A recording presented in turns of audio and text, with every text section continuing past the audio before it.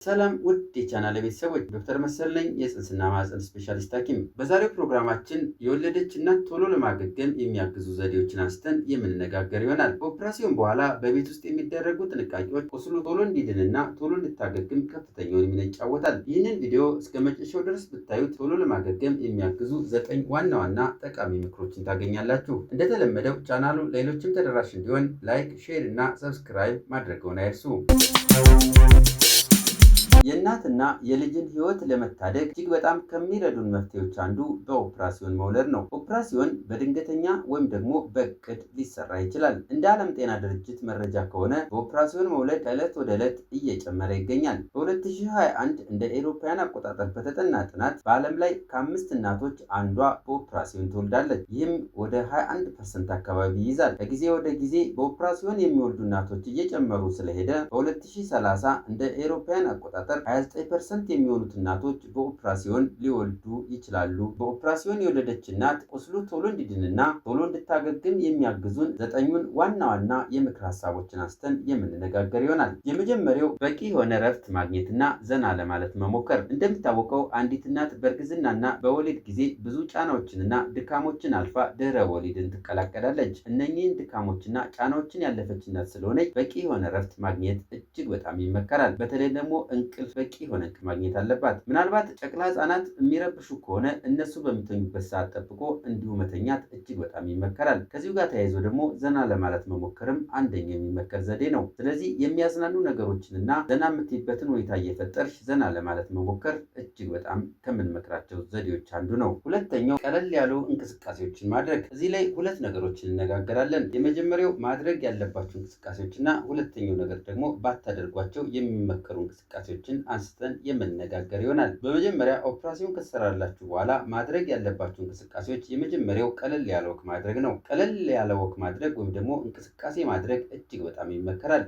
ምናልባት በቤታችሁ ሊሆን ይችላል ወይም ደግሞ በቤታችሁ አካባቢ ቀለል ያሉ እንቅስቃሴዎችን ወክ ማድረግ ቁስሉ እንዲድንና ቶሎ እንድታገግሙ የላቀውን ሚና ይጫወታል። ከዚሁ ጋር ተያይዞ ደግሞ ፐልቪክ ፍሎር ኤክሰርሳይዝ ወይም ደግሞ የማህፀን ጡንቻዎች ጠንከር እንዲሉ የሚያግዙ እንቅስቃሴዎችን ማድረግም እንዲሁ ይመከራል። ለምሳሌ ማህፀን አካባቢ ያዝ ለቀቅ በማድረግ ስፖርቶችን፣ እንቅስቃሴዎችን ብትሰሩ እንዲሁ የማህፀን ጡንቻዎች እንዲጠነክሩና ማህፀን ወደ ቦታው ቶሎ እንዲመለስ የራሱን የሆነ አስተዋጽኦ ያደርጋል። ሳልና ማስነጠስ በሚኖርበት ጊዜ ሆድን መያዝም እንዲሁ የምንመክረው አንዱ ዘዴ ነው። ምክንያቱም ሆዳችሁን በምትጡበት ጊዜ ቁስሉ እንዳይለቅና ሌሎች ችግሮች እንዳይኖሩ ስለሚያግዘን በምታስሉበትና በምታስነጥሱበት ጊዜ ሆዳችሁን ደገፍ አድርጋችሁ ብትይዙ ይመከራል። በተቃራኒው ደግሞ ባታደርጓቸው የሚመከሩ እንዲሁም ደግሞ ማድረግ የሌለባችሁ ነገሮች የመጀመሪያው ከበድ ያሉ ነገሮችን ማንሳት ነው። ከበድ ያሉ ነገሮችን ማንሳት የሆድ ፕሬሸርን ስለሚጨምር ቁስሉ እንዲለቅና ሌሎች ችግሮችን ሊያመጣብን ስለሚችል ከበድ ያሉ ነገሮችን ባታነሱ ይመከራል። በጣም አድካሚና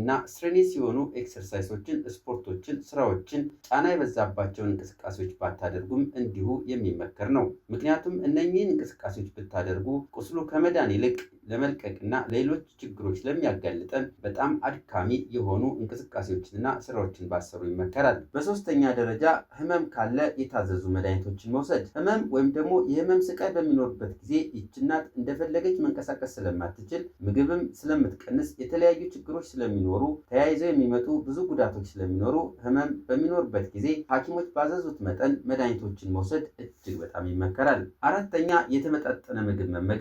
ምግብ ለቁስል መድረቅና ቶሎ ለማገገም እጅግ በጣም ከሚያግዙን አንደኛው መፍትሄ ነው። ስለዚህ የተመጣጠነ ማለት ከሁሉም ነገር የተውጣጣ ሁሉ ነገር ያለበት ምግብ ማዘውተር ቁስሉ ቶሎ እንዲድንም ሆነ እንዲሁ ቶሎ እንድታገግም እጅግ በጣም ያግዘናል። ከዚህ ጋር ተያይዞ ፋይበር ዳይቶችን ማዘውተርም እንዲሁ ይመከራል። አሰር ያላቸው ምግቦችን መመገብ ድርቀት እንዳይኖር በጣም ያግዛል። ይህ ድርቀት በሚኖርበት ጊዜ ድርቀቱን ለማስወጣት በሚኖር ጫና ቁስሉ እንዲለቅና ለሌሎች ችግሮች ስለሚያጋልጥ ድርቀት እንዳይኖር መከላከል እጅግ በጣም ይመከራል። በአምስተኛ ደረጃ በቂ የሆነ ፈሳሽ መውሰድ። ውሃ እጅግ በጣም የሚያግዘን ነው። ስለዚህ አንዲት እናት ቁስሉ ቶሎ እንዲድንና ቶሎ እንድታገግም ፈሳሾች በጣም ያስፈልጋሉ። በተለይ በቂ የሆነ ውሃ መውሰድ፣ ሌሎች ፈሳሾችን መውሰድ እንዲሁ ይመከራል። ለምሳሌ ጭማቂዎችን፣ አጥሚት፣ ሾርባ የመሳሰሉት ፈሳሾችን መውሰድ እንዲሁ ይመከራል። በስድስተኛ ደረጃ ኦፕራሲዮን የሆነበት ቦታን ጥንቃቄ ማድረግ። እንግዲህ ኦፕራሲዮን ኦፕራሲዮን ተሰርቶ ወደ ቤታችሁ ከመሸኘታችሁ በፊት የተለያዩ ጥንቃቄዎችን አድርገን ነው የምንሸኛችሁ። ለምሳሌ ብዙ ጊዜ ከ48 ሰዓት በኋላ ወደ ቤታችሁ ስንዘንድ ፕላስተሩን አንስተን ሻወር መውሰድ እንደምትችሉና ሌሎች ጥንቃቄዎችን በጤና ትምህርት ሰጠን ወደ ቤት ትሄዳላችሁ። ቤታችሁ ሄዳችሁ ቁስሉን ጥንቃቄ በምታደርጉበት ጊዜ ወይም ደግሞ ቁስሉን ኬር በምታደርጉበት ጊዜ እጅግ በጣም ጥንቃቄ ያስፈልጋል። የመጀመሪያው ሻወር በምትወስዱበት ጊዜ ቁስሉን መፈተግ አይመከርም። ሻወር ወስዳችሁ ከጨረሳችሁ በኋላ ንጹህና ደረቅ በሆነ ፎጣ ደረቅ ማድረግ ያስፈልጋል። ቁስሉ ንጹህና ደረቅ መሆንን ይፈልጋል። ከዚሁ ጋር ተያይዞ አለባበስን ማስተካከልም እንዲሁ እጅግ በጣም ይመከራል። ቀለል ያለና ለስለስ ያሉ ልብሶችን በተለይ ኮተን የሆኑ ልብሶች ብትለብሱ እጅግ በጣም ይመከራል። ምክንያቱም ደረቅ ያለ ልብስ ቁስሉ ላይ በሚያርፍበት ጊዜ የማሳከክና ሌሎች ነገሮች ሊኖሩ ስለሚችሉ ቁስሉን ስታኩት ሌሎች ችግሮች ሊፈጠሩ ይችላሉ። ምናልባት ቁስሉ ማሳከክ አይነት ስሜት ከተሰማችሁ ባታኩት እጅግ በጣም ይመከራል። በሰባተኛ ደረጃ ኢሞሽናል ዌልቢንግ፣ እናት ከወለደች በኋላ በተለይ ከልጇ ጋር አብራ መሆን፣ ይህም የእናትን ጭንቀትና መረበሽን በእጅጉ ይቀንሳል። ስለዚህ እናቶች ከልጆቻቸው ጋር እንዲሆኑ ሁኔታዎችን ማመቻቸት እጅግ በጣም ይመከራል። እርዳታ ወይም ደግሞ እገዛ ካስፈለገ ያለምንም ማወላወል እርዳታ መጠየቅ። ለምሳሌ ልጅ ማጥባት፣ ማጠብ፣ ፀሐይ ማሞቅ፣ ሌሎች እገዛዎች ካስፈለጉ ሌሎች የቤተሰብ አባላትን ቤተሰብ ሊሆን ይችላል፣ ጓደኛ ሊሆን ይችላል፣ ወይም ደግሞ ጎረቤት እንዲሁ የተገኘውን እርዳታ መጠየቅ እጅግ በጣም ይመከራል። ትዕግስተኛ መሆንም እንዲሁ ከዚሁ ጋር ተያይዞ አብሮ የሚመከር ነገር ነው። ምክንያቱም ኦፕራሲዮን የተደረገበት ቁስል ሙሉ ለሙሉ ለመዳን ቢያንስ 6 ሳምንትና ከዛ በላይ አካባቢ ሊፈጅበት ስለሚችል ትዕግስተኛ መሆን እጅግ በጣም ይመከራል። ስምንተኛ የቀጠሮ ቀንን አክብሮ መምጣትና መታየት። ብዙ ጊዜ ከወለዳችሁ በኋላ የተለያዩ ቀጠሮችን ልንሰጣችሁ እንችላለን። አብዛኛው ጊዜ ከወለዳችሁ በሳምንቱ በ42 ቀንና በተለያዩ ቀጠሮችን ልንሰጣችሁ እንችላለን። ስለዚህ ቀጠሮችን አክብሮ መጥቶ መታየት እጅግ በጣም ይመከራል። በዘጠነኛ ደረጃ የኢንፌክሽንና ሌሎች አደገኛ ምልክቶች ሲታዩ ቶሎ ወደ ሕክምና ቦታ መምጣት እጅግ በጣም ይመከራል። ቁስሉ ኢንፌክሽን እንደፈጠረና እንዳልፈጠረ ለማወቅ ከሚያግዙ ምልክቶች የተወሰኑትን ለማየት እንሞክር። ለምሳሌ ቁስሉ አካባቢ ከፍተኛ ህመም፣ መቅላትና ማበጥ ካለ፣ እንዲሁም ፈሳሽ ነገር ካመጣ፣ በተለይ መግል የሚመስል ሽታ ያለው ፈሳሽ ካመጣ ቁስሉ ኢንፌክሽን ፈጥሮ ሊሆን ስለሚችል ቶሎ ወደ ሕክምና ቦታ መምጣት እጅግ በጣም ይመከራል። ሌሎች አደገኛ ምልክቶች የሚባሉት ለምሳሌ ሳልና የትንፋሽ ማጠር፣ የእግር ማበጥና ህመም፣ ከማህፀን ደም መፍሰስ፣ እነኚህ ነገሮች ካሉ ወደ ሕክምና ቦታ ቶሎ በመምጣት አስፈላጊውን እገዛና ሕክምና ማግኘት ይኖርባቸዋል። በማህፀንና ዙሪያ ጥያቄዎች ካሏችሁ አስተያየት መስጫው ላይ አስቀምጡ።